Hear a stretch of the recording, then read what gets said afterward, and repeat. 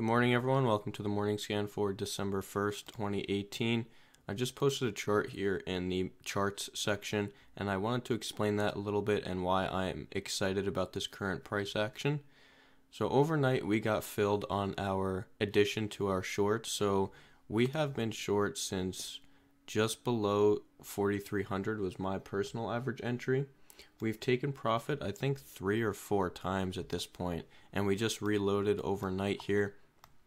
And I'm very happy with my average entry. It's about 4,200, so that's great. But let me explain why I am excited about this price action. So first of all, there's 2 scenarios that would shake me out of my short. And let me just draw them on the screen here so you can visualize them, and then I can talk about them a little bit. Okay, let's move this over a bit. Okay, perfect. So this is one scenario that could shake me out of my short. So let's say we dump here and there's a strong bounce off of the top of this dotted line block. That would shake me out of my short. And that's because there's still these equal highs right here on the hourly, and I'm sure the 4-hour too, or the 4-hour as well. So that is a target, and that's a little bit concerning for my short position, or our short position now. So if there is a strong bounce here, I'll most likely cut our short there and enter into a long position targeting this red box to take out those equal highs. So that's one thing that would shake me out. And then what was the other scenario? Oh yeah, so if price goes above this gray box, establishes this as support, this is where I would cut off our short right here, because then this will pop up and take out those equal highs. So that's really the only concern right now is those equal highs, and that's it. So why I'm excited about this price action though is I wrote a little bit of information here, but basically this equilibrium held, right? I was stressing a lot how this needed to hold for the bulls or they were in trouble, right? So it held, it came down, it was tested a few times, and then on the on the third test, we got a pop. But let's take a look at the volume on this pop. The volume is extremely low, right? So this is kind of one of those oversold bounces, or one of those that's just really a logical bounce place. And because the books are so thin, it really probably wasn't too hard for it to bounce. I mean, I wasn't awake for this to happen, but that's just what I'm assuming why that bounce happened there. But I mean, it was a logical place to bounce, so I'm not too worried about it. So a good thing about this and that it bounced there was, one, obviously we got our shorts, the addition to our short filled. And then another really great thing is now there's going to be built up liquidity below here, right? Because this was tested for, I don't even know how many hours, maybe 10 plus hours. So that means people who longed maybe below the blue line will have their shorts somewhere below here, right? So if price comes down, maybe a weak bounce here and falls through, maybe a weak bounce here and then tanks, there's going to be a lot of liquidity below here now, which I'm very, very happy and excited about. So that is good for our short position. What else? I mean, it's really just this built up liquidity that I'm happy and excited about. And also, this liquidity over here is still untested, of course, and that will bring us right into our demand zone. And I just wanted to mention our take profits. You may be asking yourself why our take profit 3 is so far from take profit 2, and that's just because of the cascading stop losses that I am anticipating. Like I just mentioned, because there's going to be so much liquidity below here, I really do think this is just going to tank right into the demand zone. And I think I'm on the fence about if I'm a little bit too greedy with take profit 3, but regardless, if I am, I'll just adjust it throughout the day. And if I see anything that makes me want to change that, I will of course let you all know. So I think that's the explanation I want to go over. That sounds good to me, but like I said, just be careful with a bounce here. Oops. A bounce here or if price pushes above gray. Okay, so keep an eye out for those two scenarios. That's really the only two scenarios that I'm worried about. Other than that, I'm fairly confident in this position, which is nice. Let's take a look at the daily. So the daily yesterday closed below the equilibrium, which is good. Let's take a look at the volume.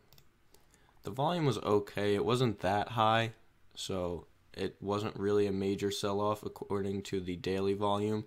So today what I would like to see is the daily close below 4070 would be perfect. That's what I'm looking for there. That would be ideal.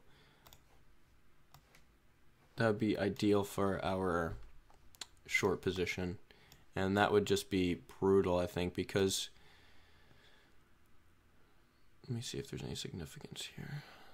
Yeah, I just think that would be a brutal daily close. If, you know, we have all this price action up here, we have the high of the day at about 41.89, and then if it just closed below 40.70, that would be crushing for the bulls, and I think that would really eliminate most of the bullish arguments. But we'll just have to wait and see. There's 9 hours until the daily close, so a lot can happen between now and then.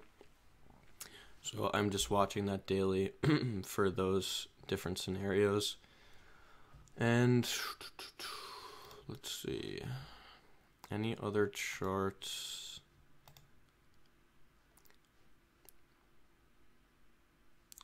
So Ethereum I tried to short a few hours ago, and really the only reason for my short was because it fell through green, and we shorted that retest of green. Unfortunately, it did pop up along with Bitcoin, which is completely fine. It was a smaller position, but I will be trying to short that again when price comes down here. So that's something that I'm looking at for Ethereum. Or if, you know, if Bitcoin does pop here, I'll be looking to short Ethereum around 128.10. Or maybe right here, 122.30. But I'll keep an eye on both of those scenarios, so you guys, you know, as always, will know my thought process as I develop it. But like I've mentioned a bunch of times, I still believe that Ethereum will be trading in double digits for more than a few hours, like we've seen here. Anything else? How long is this video so far? 7 minutes? Okay, so something that I wanted to do is go on a lower time frame, go on basically a blank chart, go on a lower time frame, and kind of mark out a few levels that I'm watching. Just because sometimes when there's a lot of boxes and stuff on my chart, I get distracted, and I don't want that to happen. So I'm just going to take this blank chart here and see what I can do. So I have 40.70 here. That's because that was my old intraday range low. I'm not sure if you guys remember that, but I did post that in charts a few days ago. So that's why I'm still using 40.70. I like to use old range low and range highs just because price still respects those levels. So I'm going to use 40.70, and I'm going to use 39.15. Why did I use that? Because of this wick here. That's why I use it. And then we have 3 other wicks that touch down by it. So you may be asking, why aren't I using this wick? And that's because sometimes these wicks are a little bit exaggerated because of stop losses and things like that. So I like to use more conservative places to place my range lines or trend lines, whatever. Okay. So these, of course, are a concern. Okay. I want to do this on lower time frames, though. Okay. Anything that catches my eye. This candle right here. Let's see if that plays any significance. Perfect, look at that. So I chose this candle because there's a down move. We have a little bit of an up move, so it bounced here on this candle, so it's a pivot, and then it just dumps straight through. So I like this block right here on the lower time frame. And then I could probably put... I'm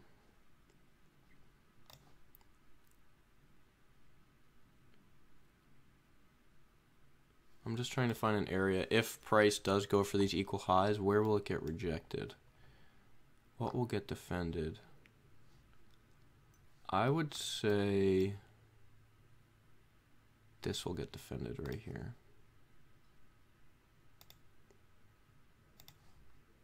Let's see if that plays any significance to the equal highs. Yeah, okay, cool. So I think this will get defended here.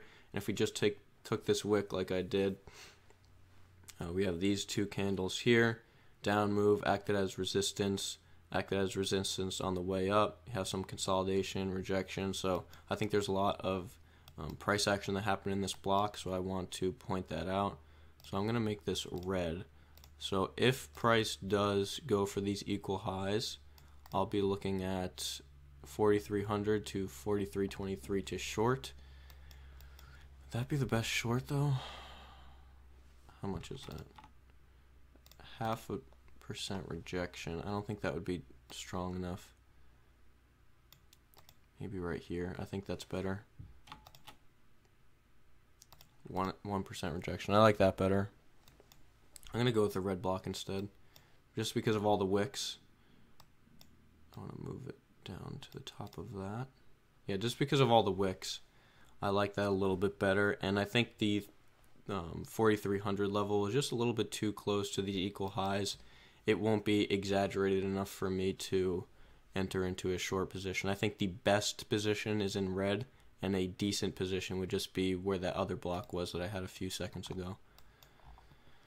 Okay, so this can technically be my range high, the top of that block, and my range low is 4070.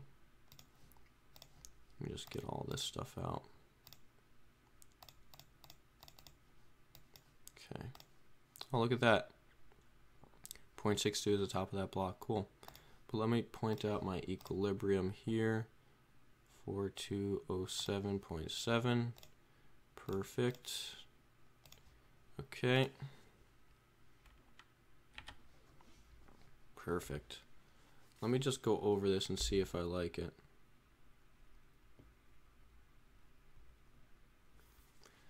Okay, I like this so far. How long is this video? 12 minutes? Okay, I'm gonna probably wrap it up here. But there's gonna be so much liquidity down here. So much. But we may just pop up and take this first. I don't know. Maybe if we pop above this equilibrium, I'm out. 207. How does that work on this chart? 203. Yeah, okay, perfect. So if it pops up above there, I'm probably going to manually close this and just reshort higher. I would be surprised if that happened, but I am prepared for it as always. So I like that from a little intraday range. Looks good.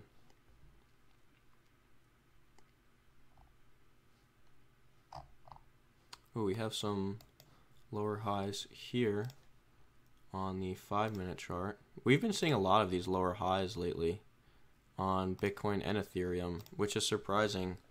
I haven't seen these in a while. Yeah, so that's valid as well because we have 3 wick touches. Cool, yeah, so that's what I'm looking at for my intraday chart. I like that.